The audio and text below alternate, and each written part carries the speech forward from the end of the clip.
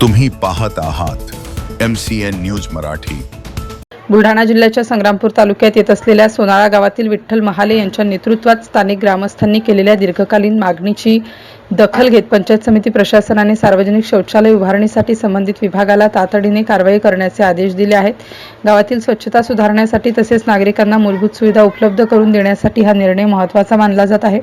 गावातील मुख्य बाजारपेठ, बसस्थानक परिसर व सार्वजनिक ठिकाणी शौचालयाची सुविधा नसल्यामुळे महिला, ज्येष्ठ नागरिक व प्रवाशांना मोठ्या अडचणींचा सामना करावा लागत होता। याबाबत ग्रामस्थांनी पंचायत समितीकडे वारंवार निवेदने दिली होती। या पार्श्वभूमीवर पंचायत समितीच्या अधिकाऱ्यांनी संबंधित जागेची पाहणी करून सार्वजनिक शौचालय उभारणीचा प्रस्ताव तातडीने मंजुरीसाठी पाठवण्याचे निर्देश दिले। तसेच बांधकाम प्रक्रियेत विलंब होऊ नये यासाठी संबंधित विभागाने आवश्यक कार्यवाही तात्काळ पूर्ण करण्याचे आदेश देण्यात आले। ग्रामस्थांनी पंचायत समितीच्या या निर्णयाचे स्वागत केले असून लवकरात लवकर काम सुरू करण्याची मागणी केली आहे। MCN न्यूज मराठी करिता कैलास खोटे, सोनाळा। अरे ते उंच एवढा आहे की म्हातारा माणसाला चढता येत नाही त्याच्यावर. तुला पायऱ्याच एवढ्या लांब आहेत. बरोबर आहे साहेब, हे एवढ्या गोष्टीवर मी तर म्हणतो अटी 5-6 दिवस बसतो, हा नाही मोठा विषय आहे, पण अशा विषयावर उपोषण होणं म्हणजे आपण भारतातच नाही आहे, गुलामगिरीत आहे आपण। या विषयावर मला बसायला लागलं की हा फोटो माझा या विषयावर लागला, मी स्वतःला खूप म्हणजे असा हे म्हणजे माझं नशीब खराब समजतो की मी या विषयावर इथं बसलो, लांछनास्पद आहे मुद्रेसाठी. या विषयासाठी मी बसलो, मला खूप वाईट वाटतं, पण माझ्या आया बहिणीसाठी मी बसलो।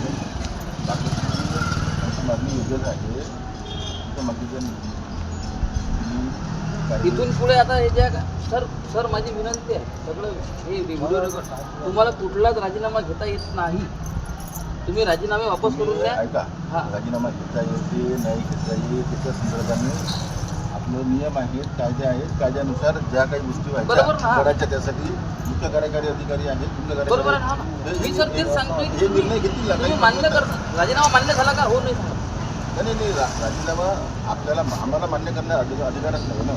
राजीनामा कारण असं आहे, नियुक्ती प्राधिकरण मुख्य कार्यकारी अधिकारी आहेत, बरोबर आहे, त्यांच्याकडे आपण काहीतरी मग अंगलट आलं म्हणून राजीनामे द्यायचे, आम्हाला पुढे काही उत्तर विचारायचे आहे, त्याच्या बाबतीतला जो योग्य नियमानुसार जे असेल त्या नियमानुसार कार्यवाही होईल।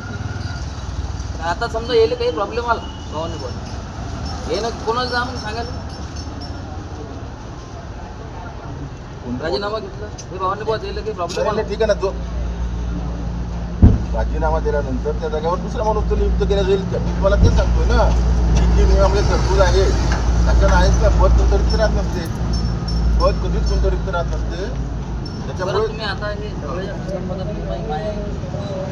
हे बोलतो हेरिंगला बोलतो, आमच्या 16 स्टाईल आहे, मंडप पडते संध्याकाळी 10,000 रपादपा होता, माझ्या रक्तात बेमानी नाही, माझ्या माहिती माझ्या बहिणी आहेत सगळ्या, हे सगळ्याला तुम्ही इथं काय ते सांगा, तुम्ही मला काय सांगून आलं ते सगळ्याला तुम्ही एकदा सांगावं। मग ते सांगावं किंवा तुमची जी मागणी आहे ही शेवटी योग्यच आहे, आणि आपल्या इथं कुठलंही काम जर करायचं असेल तर काम करण्यासाठी व्यवस्था आहे, व्यवस्थेमध्ये त्याच्यामध्ये गावातली जी व्यवस्था पाहायची आहे त्यासाठी ग्रामपंचायत आहे, शहराची व्यवस्था पाहण्यासाठी नगरपालिका आहे, मोठे शहर असतील तर तिथं काम करण्यासाठी महानगरपालिका आहेत, आणि स्थानिक स्वराज्य संस्थांची निर्मितीच ही लोकांना ज्या सुविधा आहे। ग्रामपंचायत ऐका ना, मी माझं पूर्ण एक तुमचं आता आम्ही ऐकलं ना, निष्क्रिय माहिती आहे ना, बरोबर आहे ना, निष्क्रिय आहे, आणि आपल्या त्याच्यामध्ये डॉक्टर बाबासाहेब आंबेडकरांनी लोकशाहीला दिलेली आहे ना, जेव्हा कोणी निष्क्रिय असतो त्यावेळेस त्याला जा विचारायची तरतूद आपल्या लोकशाहीमध्ये आहे, बरोबर आहे।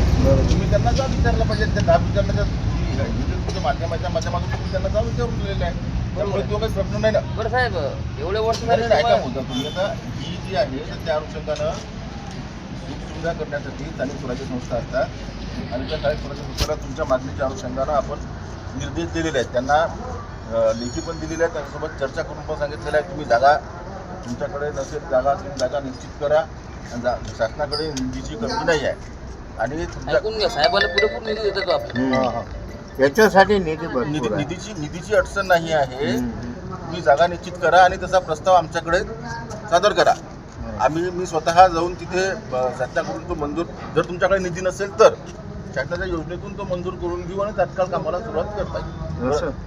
असं तुम्ही पत्र दिलं? हो, पत्र दिलं ना, ग्रामपंचायतला पत्र दिलंय ना साहेब, तुम्ही ते काय पत्र वाचून घ्या। थांबा सर, तुम्ही एकदा वाचून सगळं जनतेला नाही नाही हे वाचू तुम्ही कोणी पण वाचा ना, बंद माझ्यापैकी करा. माझ्यापैकी कोणी वाचा ना. नाही साहेब, तुमच्या शब्दच आम्हाला ऐकायचं आहे.